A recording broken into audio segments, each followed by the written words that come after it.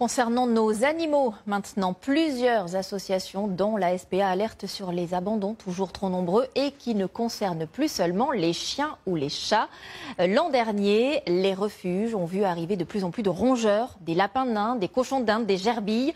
Des familles se sont visiblement ruées sur ces petites bêtes pendant le premier confinement pour s'en débarrasser très vite après. À Agde, dans l'Hérault, Vincent Lameau et Lucas Garcia. Donc là, nous avons Momiji qui a été trouvé dans une résidence errant. Eclipse. André connaît le nom des 274 animaux recueillis dans son refuge. Des lapins, cochons d'Inde et des furets, tous abandonnés. Tiens ma puce. L'année dernière, leur nombre a explosé. Juin, juillet, août, on en a récupéré 80 d'un coup. Cochons d'Inde. Les furets ne sont pas épargnés non plus. On en a trouvé beaucoup au bord de la route. On compte en France 16% d'abandon en plus ces 8 derniers mois. Des nouveaux animaux de compagnie adoptés puis délaissés après le confinement.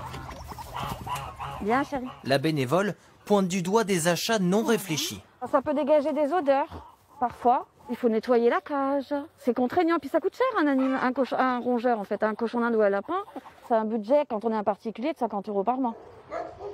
Une partie des animaux du refuge vient de la SPA. Dans ce centre, quelques-uns sont déposés ici, juste devant la grille. Très tôt le matin, voilà, ils sont là. Les gens les déposent là, dans des cages, même pas couvertes.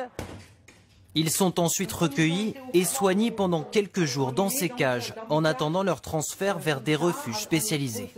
À la SPA aussi, la hausse est visible. Cette année, on en a eu plus de 50, ce qui est exceptionnel, hein, parce que d'habitude, on en a nettement moins.